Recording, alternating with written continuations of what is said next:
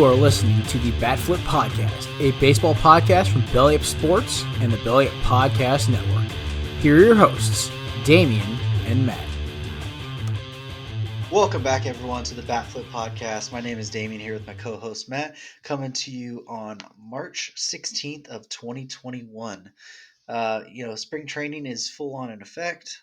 We've been starting to get the injury bug a little bit. We finally had, probably one of the last one of the last decent free agent signings. We had a historic at bat this week. And then kind of go over our ups and downs again, kind of update you on some of the guys we talked about last week, and bring you a couple names that we haven't mentioned yet. But before we jump into all that, let me bring my co-host in. And how are you doing, Matt? I'm doing great. My birthday was yesterday, so I'm celebrating that, and been a good week so far. You sound really good. You sound clear.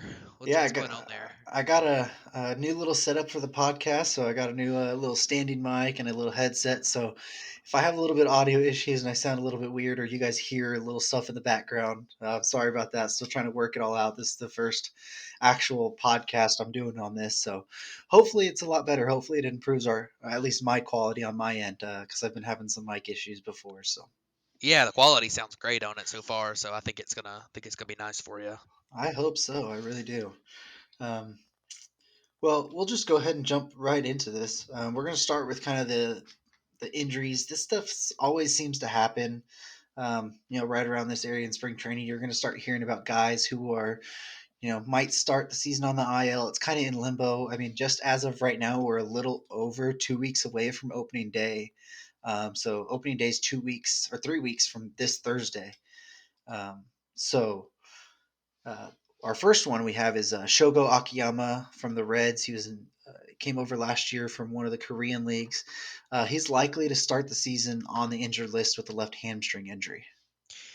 Yeah, tough deal for the Reds there. He's a pretty good player, and they would going to be counting on him for a starter. But hamstring injury, I actually pulled my hamstring on Saturday. It's not the most fun thing ever, but you look at that's not a horrible injury. I'm sure he'll be back in a few weeks, and maybe take him a week or two after that to get back to full strength. But I think he'll be fine. So not devastating, but it does suck for the Reds to have one of their starters miss the beginning of the season. So Well, yeah. And speaking of another Reds starter, this one's probably going to hurt a little bit more if he does have to miss time. That's Sonny Gray. He's likely to begin the season on the IL as well due to back spasms that he's been dealing with recently. yeah, it sounded like it would probably just be about a week for Sonny Gray. He wouldn't be ready for the first week, and they weren't 100% sure, but I think it's pretty likely he misses that first week, maybe a couple. Um, back spasms. I know you see a lot of pitchers deal with that, veteran pitchers. Clayton Kershaw comes to mind as a guy who's dealt with back spasms in the past, and you hope Sonny Gray's ready to go. I mean, he's one of the big hitters in that rotate. Well, big pitchers in that rotation. Him and with Castillo, and it stinks. The Reds get bit by the injury bug already, and you hate to see that for a team that has some potential with that rotation, but doesn't have a ton of depth. It kind of stinks. But looking through, staying in the National League Central here, this one's because of the name, I went ahead and wanted to talk about it, but it shouldn't be a big deal. He shouldn't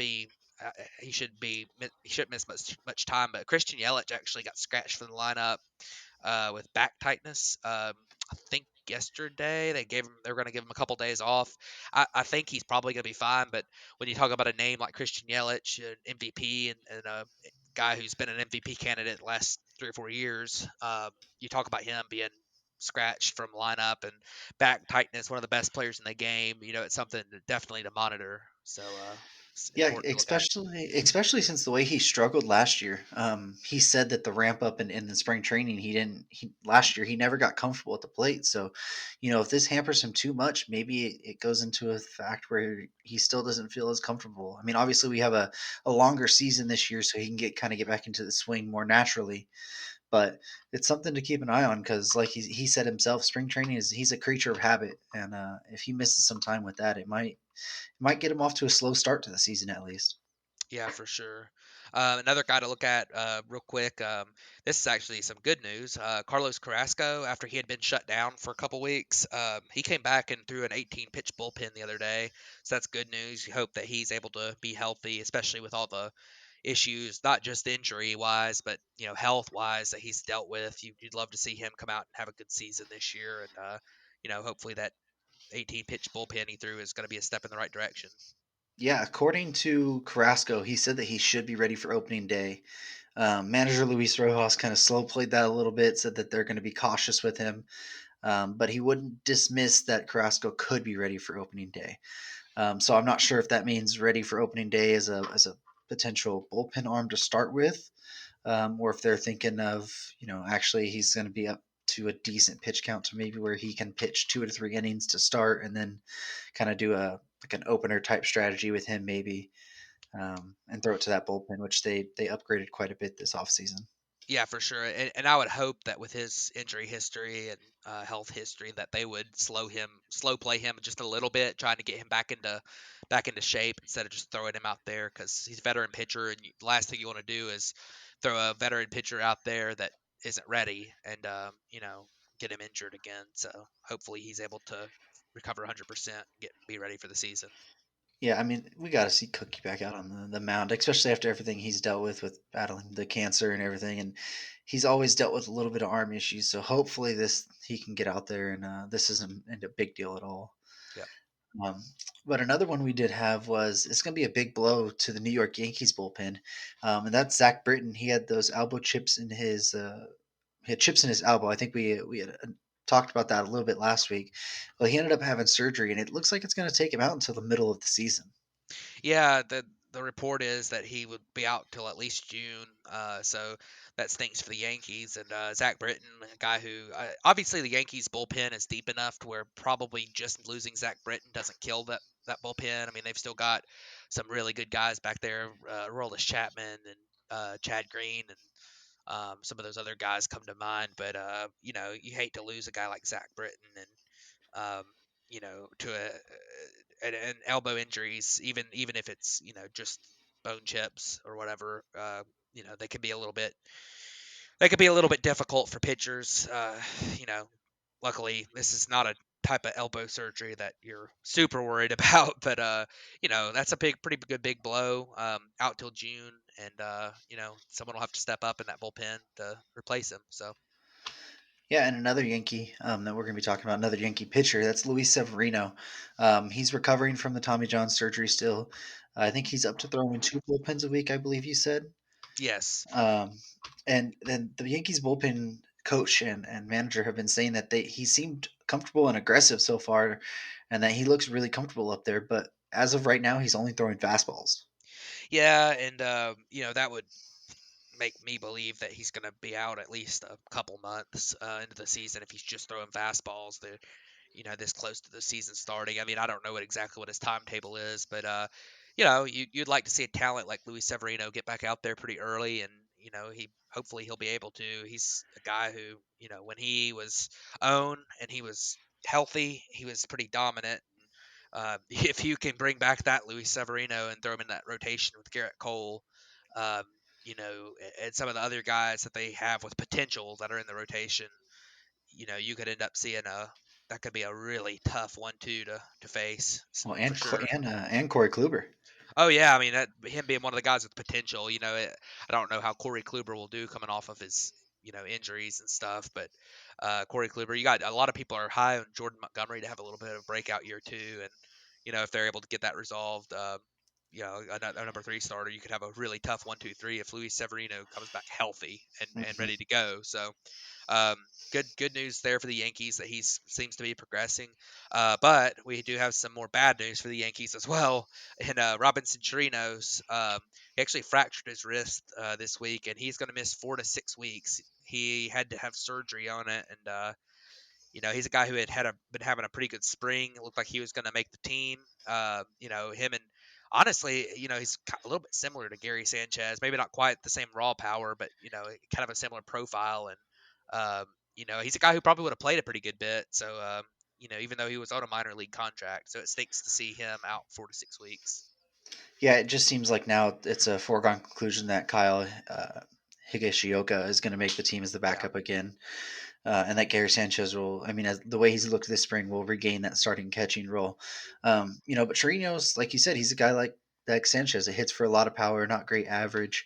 Um, and he did sign that minor league deal that included that invitation to spring training. So we'll see if with the minor league camps starting up a little later, maybe he goes over there and can still be on the alternate site, and be a backup option for them at least once he gets healthy. So we'll have to be keep an eye on what's happening with Chirinos. Um, but we'll go ahead and jump to one of our other catching. That's a little bit on the good side again. Is Sean Murphy, the Oakland A's catcher? He's making his return to spring training from a collapsed lung. It does look like he should be ready for opening day, though. Yeah, this is gonna be his debut in the Cactus League this week, and it's good news. Obviously, with a couple weeks left for a hitter, if he's able to get out there a pretty good bit, he should be able to be ready. I'm assuming he's been doing a lot of baseball activities, but you don't want to risk getting hit by a pitch or anything with a collapsed lung, and so I'm glad that he's looking like he's going to be healthy for the start of the season because he's a really talented guy and a young guy who the A's are counting on this year to step up and be one of their star players with the loss of Marcus Simeon. A couple more guys, a couple flame throwing pitchers that have had issues. One, an up and comer, and one of the aces of the game. First one is Nate Pearson. You know, young guy, the Blue Jays prospect. He actually aggravated a groin injury. It sounded like it was a mild aggravation, but still, nonetheless, not a great sign this close to opening day to aggravate an injury like that. You hope it doesn't linger more. And, I don't know what his status is. They haven't really said if he's going to be ready for the start of the season. He might have started in AAA regardless, but, keep working through some things. But I think it sounds like that's not the best sign for him making the team and being in that rotation to start the season. So a little bit of a tough deal there. And then the other guy we'll talk a pretty good bit about, I guess, is Steven Strasburg. He actually got pulled from his start the other day with a calf injury, and he has been able to throw off a flat ground since then. Said it felt okay. I don't know if they expect him to miss a lot of time, but certainly not good news for a guy who's definitely not been the most durable pitcher in his career. Yeah, it doesn't look or sound like they expect him to miss too much time with this. He's looked decent through his two spring training games he's had. 4 innings, 8 strikeouts, hasn't given up a run. So hopefully this is just a minor setback for Steven Strasburg and that he can get back into that Nationals rotation for opening day. Slot him right in behind Max Scherzer and right in front of Patrick Corbin. That's a very formidable top three in a rotation in the major leagues. So hopefully Strasburg's back. I mean, he's one of the more fun pitchers to watch in the game when he's on. Yes, he's a very good pitcher, and everyone's always talked about if he was ever able to stay healthy, then he'd be, one of the best pitchers in the game, and that's been true whenever he's been healthy. But, last year missed a lot of time.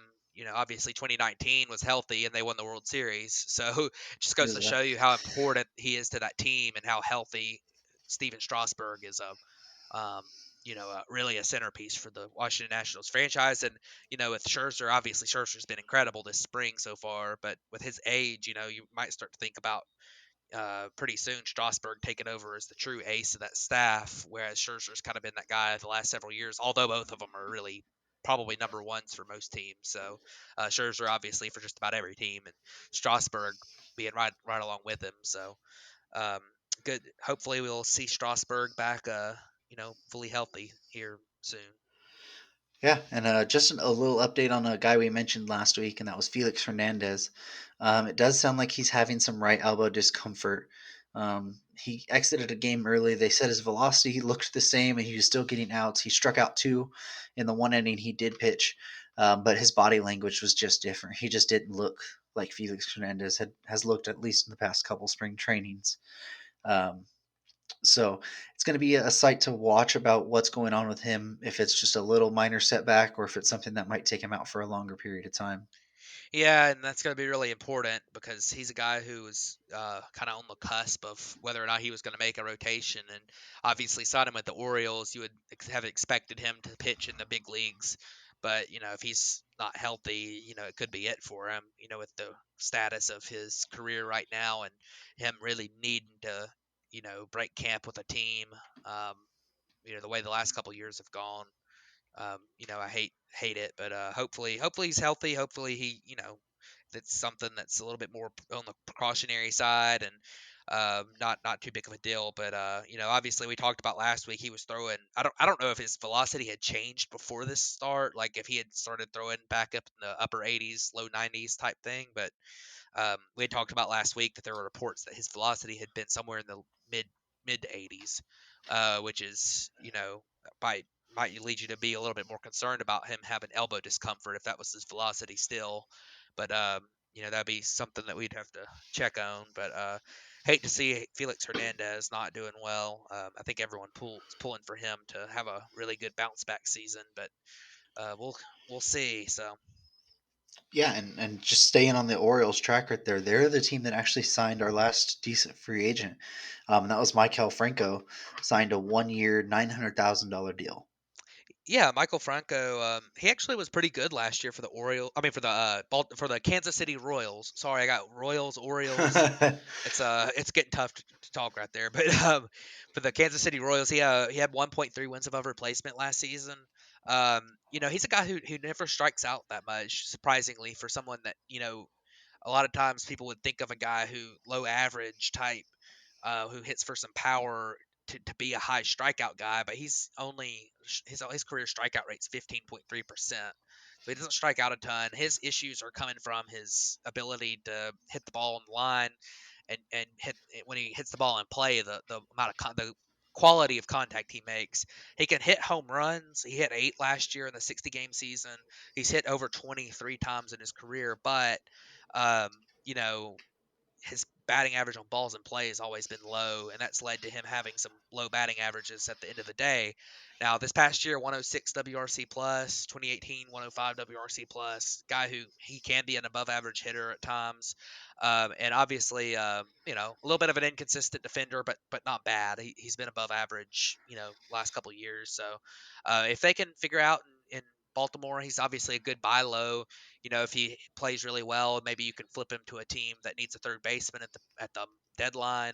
Um, he could still be a pretty good player. So I think it's a good signing for the Orioles. Good pickup, especially this late. Yeah, absolutely isn't. It sounds like he might even play a little first base, maybe. Doesn't sound like Chris Davis is going to be ready for opening day. So it's to be something to keep an eye on for sure. But we'll go. That's kind of all the moves we kind of had happen with the injury front and all that.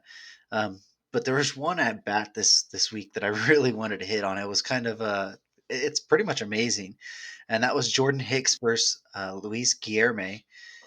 Hicks, this was his first batter he's faced in 2 years. Last time he was on the mound was June 22nd of 2019. He had Tommy John surgery, and then he opted out of last season. Um, this was a 12-minute at bat that lasted 22 pitches. Six of those pitches were over 100 miles an hour, as you expect. Jordan Hicks, he's a guy who throws over 100 miles an hour on basically over half of his pitches. But the fascinating thing is it started with an 0-2 count. And then Guillerme ended up fouling off 16 of the 22 pitches, and ended up working a walk out of it.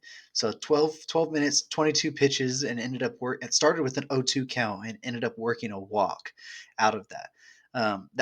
This would be the longest at bat that has ever been tracked. The longest at bat that's actually going to count is in the regular season, and it was a 21 pitch at bat between San Francisco Giants Brandon Belt and Los Angeles Angels Jaime Barria. That at bat ended up in a flyout. So this is an at bat that ended up being something productive still, outside of just running the pitcher's pitch count up. And I thought it was pretty fascinating. I think I've watched the clip over and over about this at bat. Yeah, it's pretty crazy.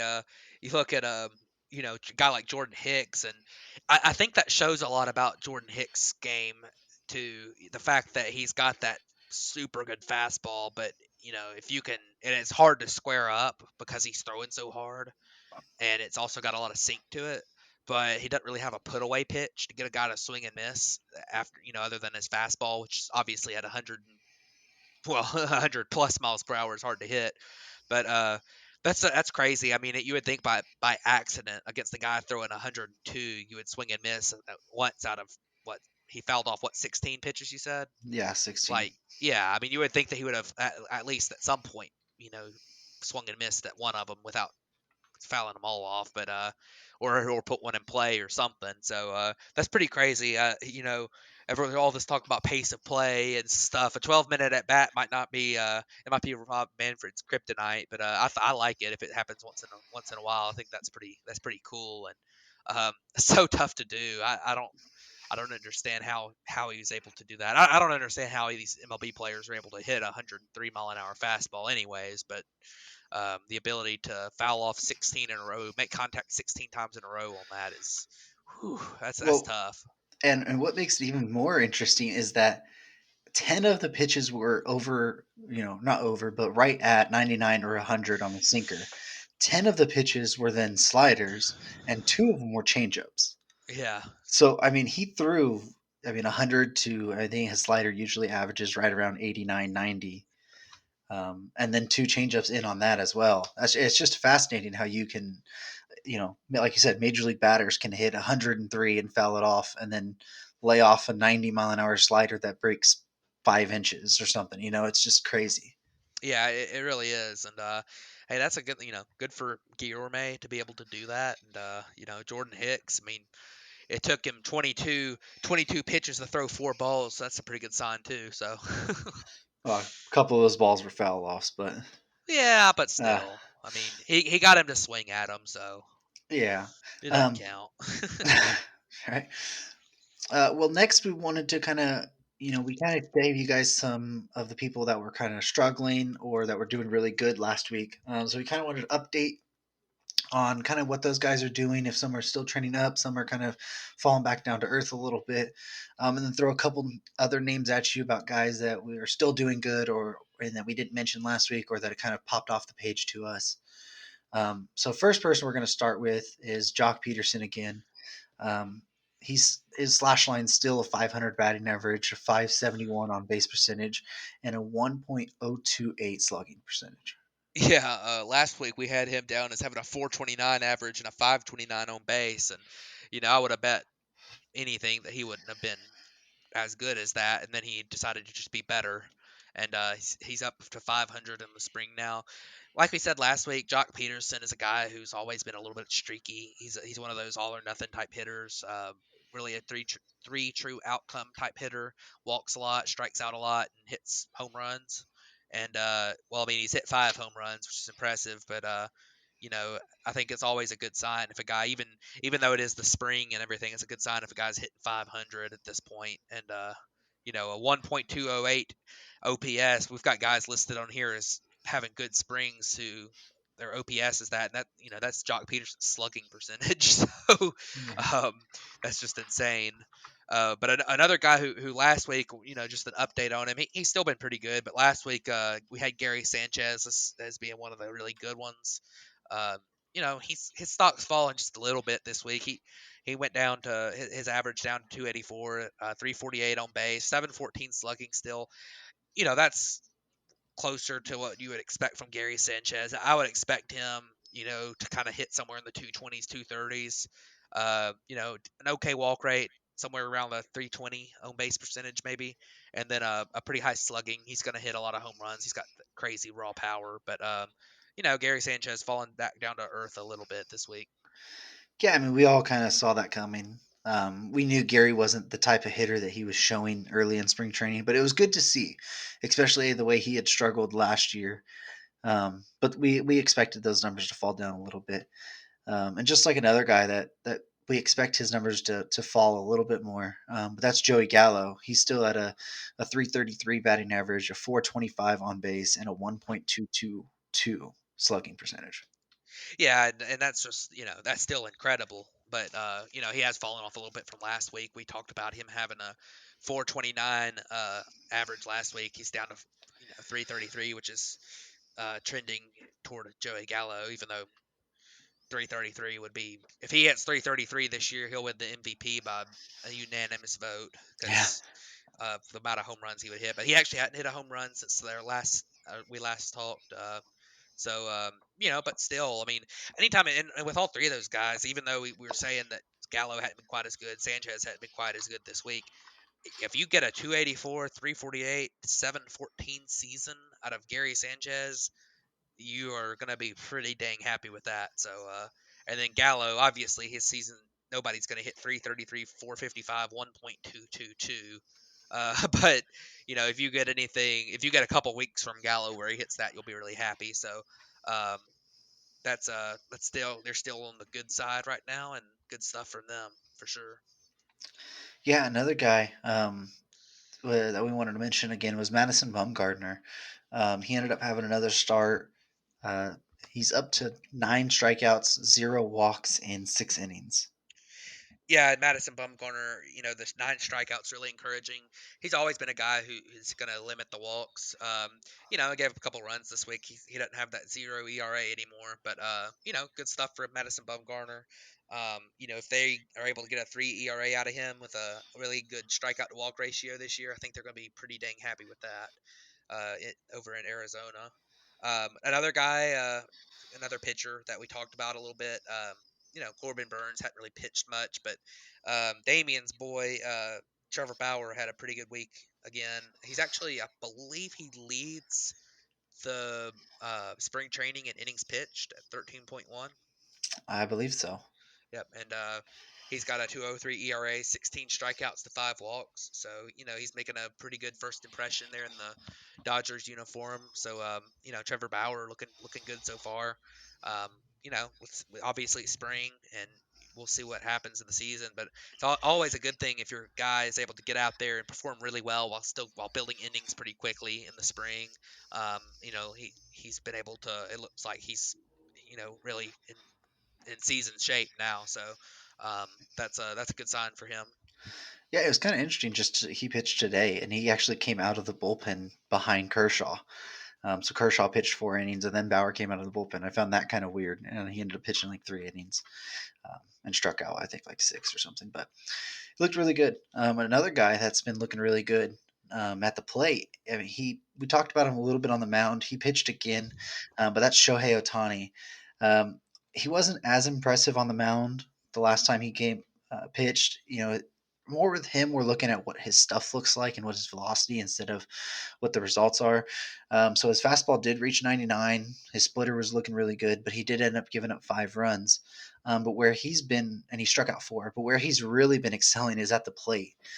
This spring so far, Shohei Ohtani is batting .579 with a .571 on base and a 1.211 slugging percentage, and he has 4 home runs. He hit 3 of those in the past 2 days, and actually today he took the reigning AL Cy Young Shane Bieber like 470 something feet over the batter's eye in center field. Yeah, Otani's a guy who's crucial to the Angels' success, especially as a pitcher. As that's the weak spot of their team, but really in both facets, they need him to anchor that lineup too, behind Mike Trout and Anthony Rendon, give them some depth, give them another really good hitter, and that's a really good sign for the Angels, who are one of my sleeper teams. Maybe I don't want to spoil any of my predictions, but I really like the Angels, and I think that they've had some bad luck the last few years with some of their pitching, and that I'd like to see them. I think there's a pretty good chance they're able to break out a little bit this year. But moving on, we're going from good to the bad, and some of the bad is now good. But one of the guys who's still in the bad is Matt Carpenter is struggling. He actually, it's not saying much, but he actually has been better this week. He went from 0 for 13 to 1 for 20 now. So, yeah. Yeah, not a great start for Matt Carpenter at all. He does have 5 walks with only 8 strikeouts, so maybe that's a good sign that he's not striking out. He's still drawing some walks, but it just doesn't seem like we're gonna get anywhere near the Matt Carpenter that we expect to see. It's kind of like he's fallen off a cliff now. I mean, at this point, maybe this is the Matt Carpenter we should expect. But, you look back at I think, what was it, like 2015, 2014, when he was really good. And that's what you're hoping he gets back to. But he just hasn't shown that the past couple seasons, and this spring training is really not off to a better start for him.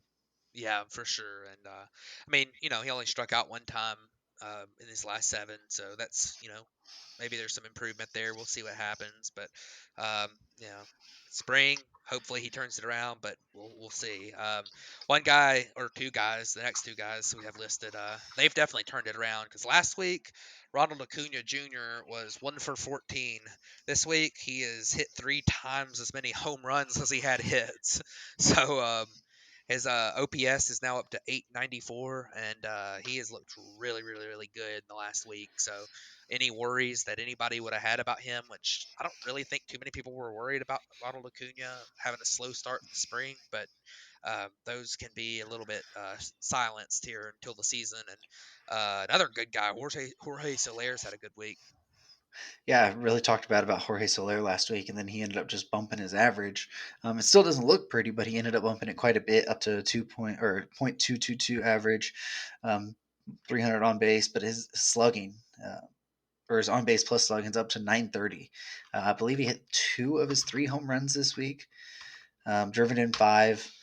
I remember it was the day after we uploaded this podcast, and I was watching the Royals game, and he hit like this inside fastball, like 470 something feet, and I was like, he heard me talking about him on the podcast, and he decided to just show me what I don't know what I'm talking about. So good for Jorge Soler. He's a guy who broke out a couple years ago, and hopefully he can get back to that, because I know he really struggled, especially with that shortened pandemic season last year.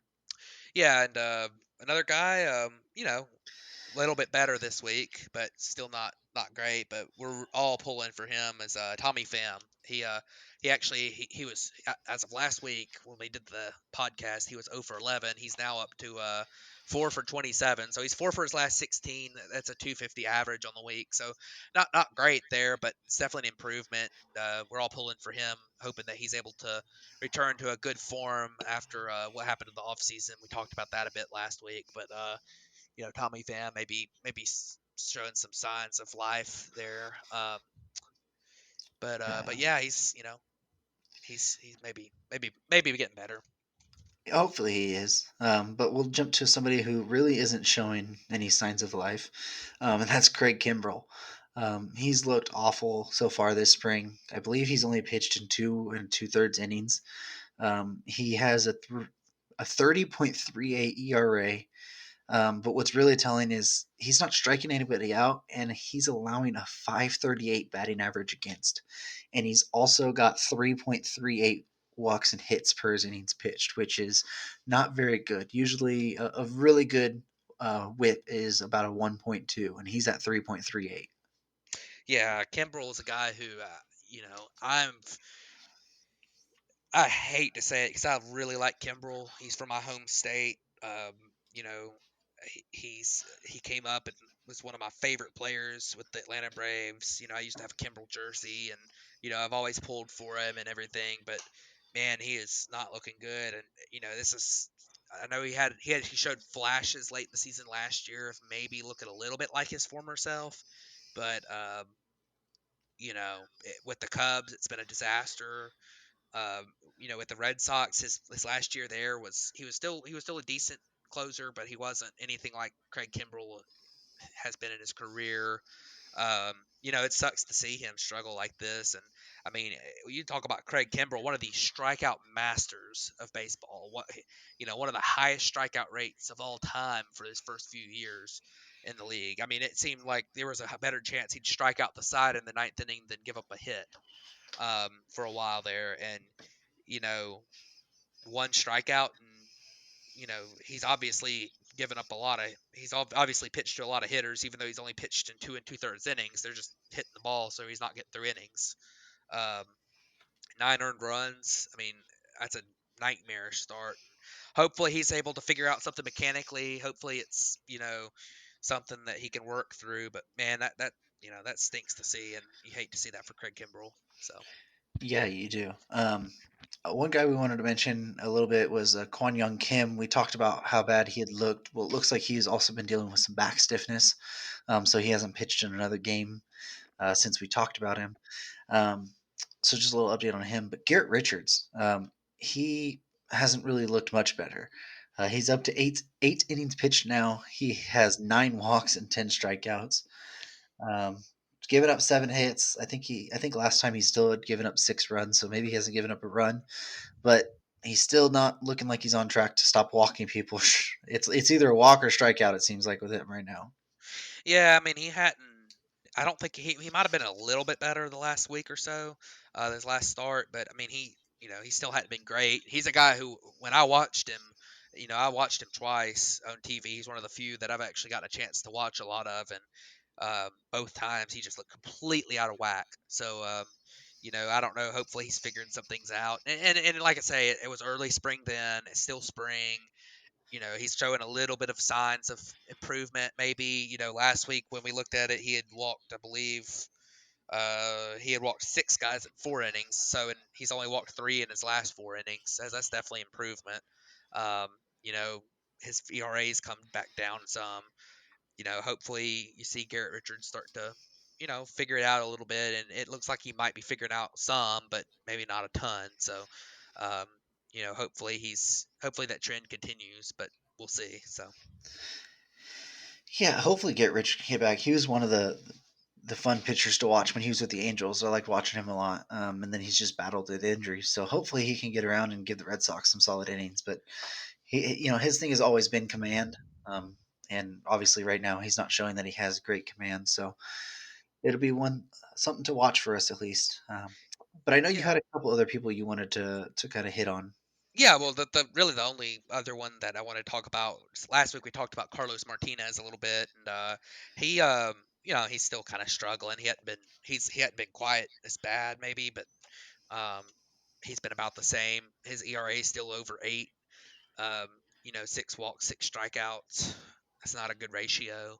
Um, Guy who I think the Cardinals really need him to figure out his role again, and get and be a little bit more consistent, because there's been times where he's actually looked really good in the rotation for them, and they've moved him around, they've changed roles, they moved into the bullpen. He's dealt with injuries a couple times, but his biggest problem he's dealt with is inconsistency. He'll come out one week and for 3 or 4 weeks in a row look great, and then he'll come out 3 or 4 weeks in a row and walk a ton of guys and look really really bad. So this appears to be one of those stretches for him, but we'll see. Maybe he'll figure something out before the season starts. So Yeah, another guy we wanted to mention just as a pitcher who's looked really fantastic so far this spring training. We forgot to mention him a little bit earlier.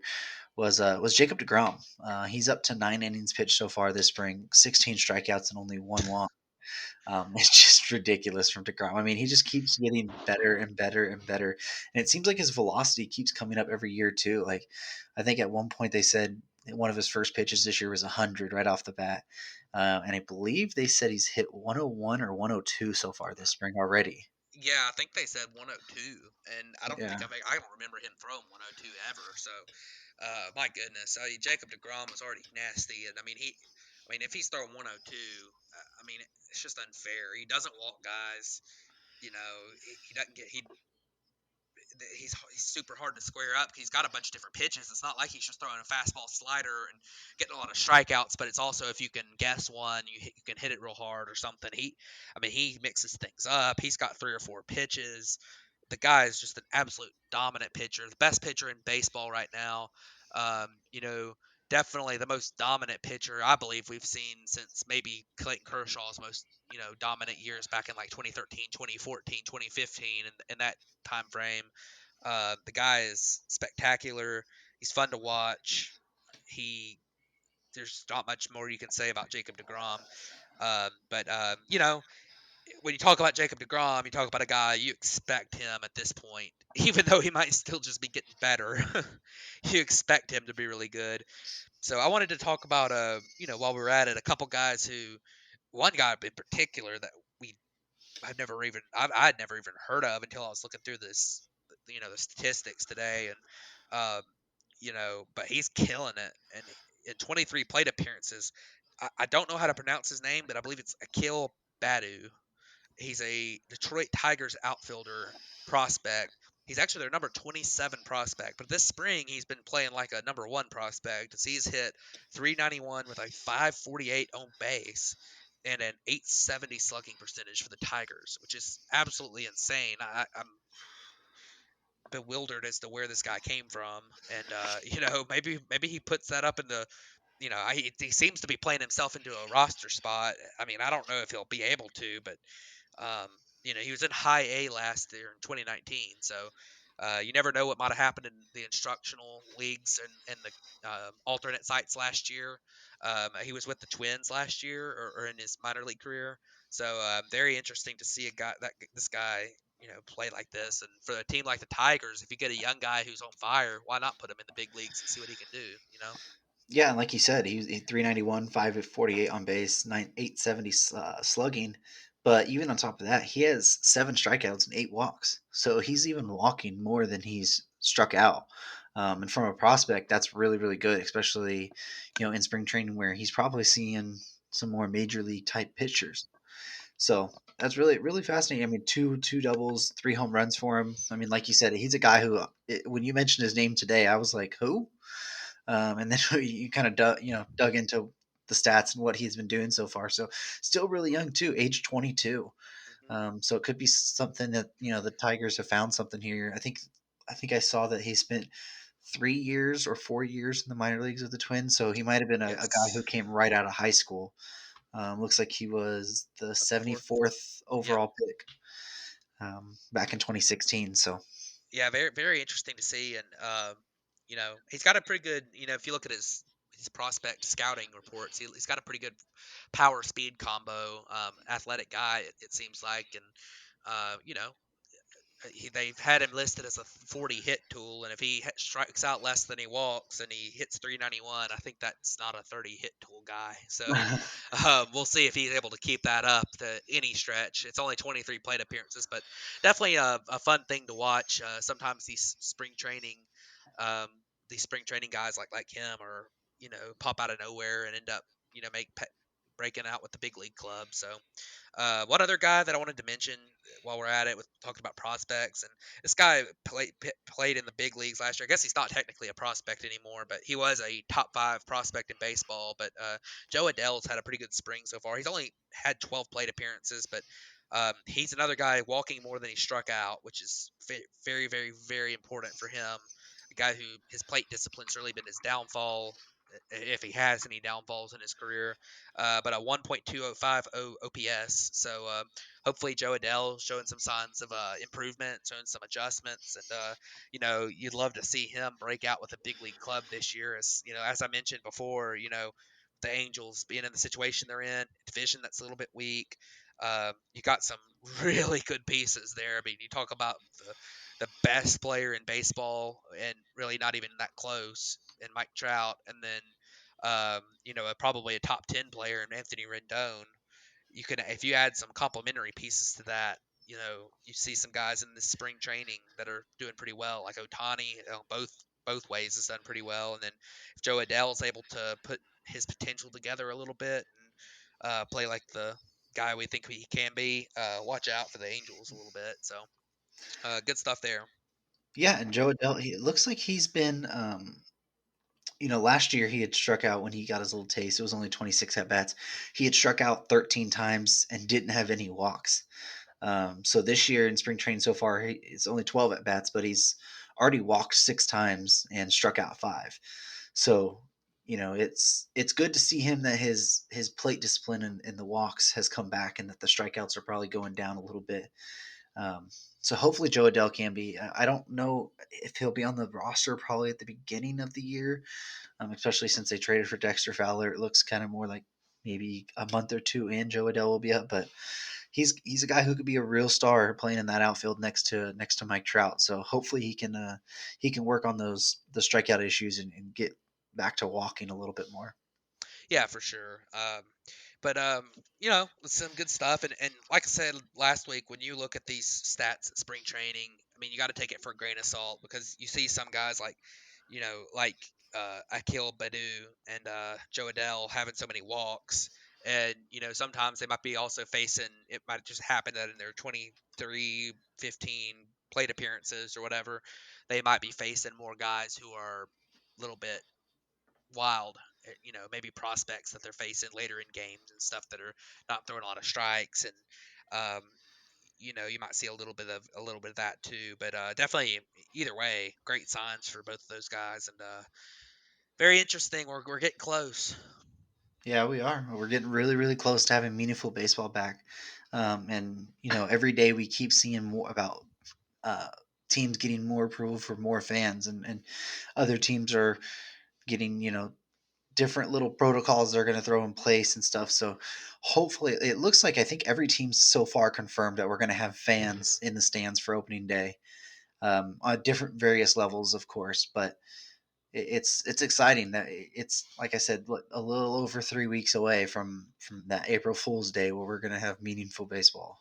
Yeah, and just a couple of months into the season, I think those numbers are going to start to increase. Um, I've seen the last couple weeks. Obviously we talked about the Rangers are going to have full crowds, and I know this week Atlanta announced they're going to have, I believe it was 1/3 crowds at the games, and I think the only team that's going to strictly limit their crowds so far has been Detroit. I think they were just going to have like a couple thousand fans at their games, but I think that's a little bit too restrictive, but not to get into any of that here. But we'll see. I'm excited. It's going to be great, even in these spring training games where there's only a few hundred fans at these games. Maybe a few more than just a few hundred, but maybe 1,000, 1,500 fans at these games. It's better to hear some fans in the crowd than none. So it's a good thing, and the excitement's back. I think this year a little bit, and there's a lot more optimism about this coming into the season than there was last year. Last year, people were all worried about even playing the whole season, and this year, I think people are worried about who's going to be the teams to beat, who's going to be good. I think that's a really, really good thing. Compared to last year where it was kind of, are we even going to play? So, Yeah, I love the fans in the stands. I mean, I heard my first "The Houston Astros suck today" by fans, or it was "The Houston Astros sucks and are cheaters today" during the Dodger game. there So you go. gotta love that. Hopefully, we can have a full stadium when they come back to LA this year. So, but like you said, it's especially the players. You can tell that they're showing a lot more emotion now. They're more invested, even in spring training. With these fans back, they look like they're even locked in a little bit more now. I think a lot of the fans or not a lot of fans, a lot of the players are starting to understand just how much the fans mean to the game. Before a lot of people were just like, oh, the fans, they're just here. It's a thing. They'll mention the fans, but you don't go a day where they don't have an interview of some player saying like, I'm so happy, even if it's 100 fans, like we're playing in front of people, and that just energizes us. And even if we have to stand here, like they're like, we'll stand so far away if we can just sit here and talk to you guys for a minute or two. So I think we're gonna get a better product now on the field because the players Yeah. are appreciating the fans so much more now. Yeah, yeah, and I think to go on that point, I think it works both ways too, because I think there's a lot of fans who, in the past have taken for granted the ability to watch, and not just in baseball, but watch any sports. I mean, I certainly, I grew up going to every single Auburn football game, my whole life, and this past year was the first time in 10 years that I'd missed any games, and not being allowed to go to games because I wasn't a student. I didn't have to take. I got to go to one game, but it was very tough because it's one of those things where it's just appreciating what you got, and I think a lot of people take for granted the ability you know, to go watch these super great athletes play their sport, do their thing out there, and do amazing things. So, and like you say, the players obviously, I think they take for granted the fact that the fans go out and they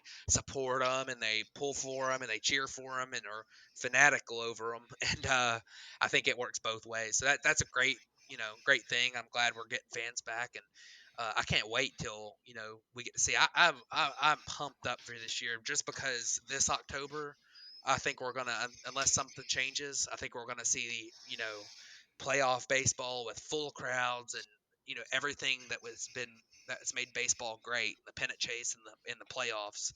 I think we're going to see it later on this year, and that's just a little while away. I don't think we're going to have another postseason where they're going to have like 5,000 fans at the World Series. So I think we're going to get a playoff type atmosphere throughout the season with fans. yeah, I expect that fans are going to get in here even at 50%, and that it's going to sound like it's 100% full for a random Wednesday game of the Orioles versus the Tigers or something like. yeah, Okay, maybe that's a little too far, but I do think that it's gonna seem more of a playoff type atmosphere all year long because everybody's just gonna be so excited to be back in the stadiums and stuff. So, absolutely. well, I think that'll wrap it up for this week. We kind of went on a little ramble at the end here, but I think it's good to do that every once in a while. Next week, I think we're going to go over our NL previews, maybe some predictions about what we think. Um, and then in a couple weeks, probably the AL and maybe some awards predictions. So you guys be on the lookout for that. And always feel free to hit us up on our Twitter at the Batflip Podcast, at the Real D-Boy12 for mine. And I believe you're at Matt Arcara Yep, that is correct. on Twitter. And give us your guys' takes. We want to hear from you guys and know what you guys think. But if you don't have anything else, I don't believe so. I hope everyone's safe out there. I know a lot of severe weather in the southeast tomorrow, so everyone who's listening in that area of the country be real safe. So absolutely. Well, that will wrap it up for us this week. It's been Matt and Damien, the Batflip Podcast, and we'll catch you guys next week. thank you very much.